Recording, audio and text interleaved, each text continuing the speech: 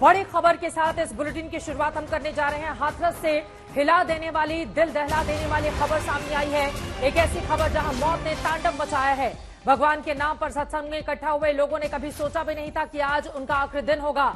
हाथरस में 100 से ज्यादा लोगों के मरने की आशंका जताई जा रही है। सत्संग के समापन के दौरान मची भगदड़ में मौत का ये आंकड़ा अब तक निकलकर सामने आया है। प्रधानमंत्री नरेंद्र मोदी समेत सीएम योगी सभी ने हाथरस मामले पर दुख जताया है, लेकिन जिस तरह की स्थिति वहां पर पनपी वो अपने आप में बहुत सारे सवालों को जन्म देती है। ये तस्वीरें आपके सामने है। 100 से ज्यादा लोगों के मरने की आशंका जताई गई है। आपको बताते चले कि भारी तादाद में ऐसे लोग हैं जो एक एक सांस के लिए इस वक्त अस्पताल में संघर्ष कर रहे हैं।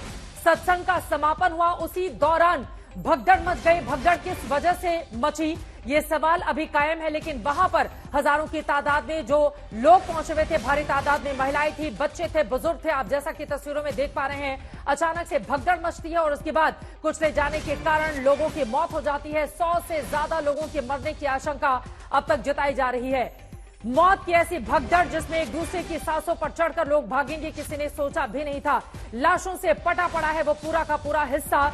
जिस भाग्य को संवारने के लिए सत्संग में लोग पहुंचे हुए थे, वो भाग्य ही नहीं बचा। हाथरस के सिकंदराऊ में भोले बाबा और नारायण श्री हरि का सत्संग था। दूर दूर से श्रद्धालु इस सत्संग में पहुंचे हुए थे। सत्संग समाप्त होता है, विदा की बेला आती है, तभी ये भगदड़ मच गई। सवाल ये पूछे जा रहे हैं कि बाबा जब इतना बड़ा आयोजन वहां पर कर रहे थे, तो फिर उसी तरह की व्यवस्था आखिर वहां पर क्यों नहीं की गई? इतनी बड़ी तादाद में लोग अगर वहां पर इकट्ठा हो जाते हैं तो इंतजामात वहां पर क्यों नहीं किए गए? दो अलग अलग तस्वीरें आपको दिखा रहे हैं। इन तस्वीरों के जरिए आप समझ सकते हैं समापन के दौरान मची भगदड़ के बाद इतना बड़ा हादसा हुआ जिसने पूरे हाथरस समेत न सिर्फ उत्तर प्रदेश को बल्कि देश को हिलाकर रख दिया है। तस्वीरें इतनी ज्यादा विचलित करने वाली हैं कि वो तस्वीरें इस वक्त आज तक आपको दिखा भी नहीं सकता। ये तस्वीरें आपके सामने है जिसको हमने ब्लर किया हुआ है। 100 से ज्यादा जो मौत का आंकड़ा है वो इस वक्त जाकर पहुंचा है। हाथरस में भोले बाबा के सत्संग के दौरान ये भगदड़ मची थी। भगदड़ के पहले की तस्वीरें भी हम आपको दिखा रहे हैं, किस तरह से वहां पर बाबा जो नारे लगाते हैं, उसके बाद वहां पर महिलाएं बच्चे झूम रहे थे, लेकिन अचानक से ही वहां पर कुछ इस तरह की, इस वक्त डिंपल यादव कुछ कह रही हैं, सीधे सुनते हैं। अखिलेश यादव भी बोल रहे हैं इस मसले पर कि इस तरह का हादसा हुआ है। सवाल ये कि इतने बड़े पैमाने पे इतने लोगों की जान जाना, आखिरकार सरकार क्या कर रही थी? और सरकार की जानकारी में होने के बाद भी इतनी बड़ी घटना हो जाए, बहुत दुखद है। सरकार की जिम्मेदारी बनती है कि अगर किसी आयोजन में इतने लोग इकट्ठे हो रहे हैं या इतने लोग आने वाले हैं, तो आखिरकार उनकी सुरक्षा, उनकी व्यवस्था के लिए सरकार ने क्या किया, ये सबसे बड़ा प्रश्न लगता है। लेकिन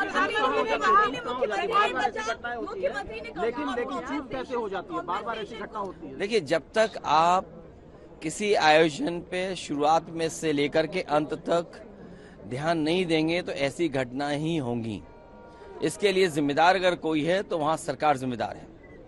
मरने वालों की मदद हो, उनके परिवार के लोगों का पूरा इंतजाम हो। जो अगर घायल हैं, जिनको इलाज की जरूरत है, हमें उम्मीद है कि सरकार उनका इलाज अच्छा कराएगी।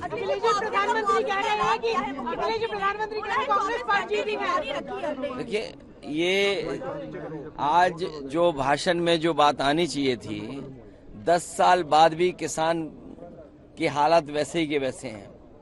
किसान की आय दोगुनी कैसे होगी या किसान कैसे खुशहाल होगा, उस दिशा में सरकार का कोई स्पष्ट बात नहीं नजर आई हुई। देखिए, परजीवी बोला है कांग्रेस को। प्रधानमंत्री ने कहा है कि आप जो अलाइज हैं, इनकी वोट बेस लेकर कांग्रेस। सवाल ये कि इतने बड़े पैमाने पे इतने लोगों की जान जाना, आखिरकार सरकार क्या कर रही थी? और सरकार की जानकारी में होने के बाद भी इतनी बड़ी घटना हो जाए, बहुत दुखद है। सरकार की जिम्मेदारी बनती है कि अगर किसी आयोजन में इतने लोग इकट्ठे हो रहे हैं या इतने लोग आने वाले हैं, तो आखिरकार उनकी सुरक्षा, उनकी व्यवस्था के लिए सरकार ने क्या किया, ये सबसे बड़ा प्रश्न लगता है।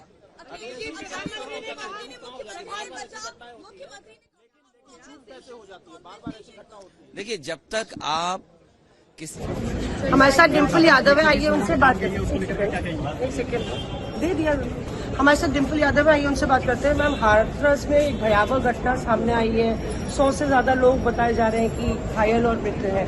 मैं समझती हूँ जो सूचनाएं आ रही हैं, आप सही कह रहे हैं, 100 से ज्यादा लोग अपनी जान गंवा चुके हैं इस घटना को लेके, और कहीं ना कहीं इसमें शासन और पूरा प्रशासन की विफलता दिखाई दे रही है। अगर इतने बड़े स्तर का आयोजन हो रहा था तो कहीं ना कहीं इसमें शासन और प्रशासन को जो कार्य करना चाहिए था वो उन लोगों ने नहीं किया है।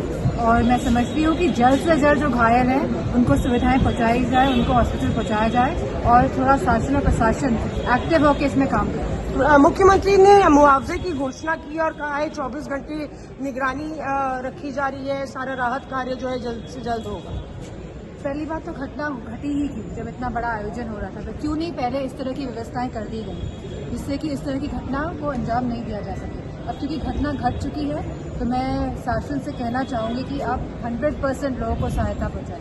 हम आयोजकों ने कहा है, आज तक ने बात की। सर, एक सेकंड कंक्लूड करने दीजिए।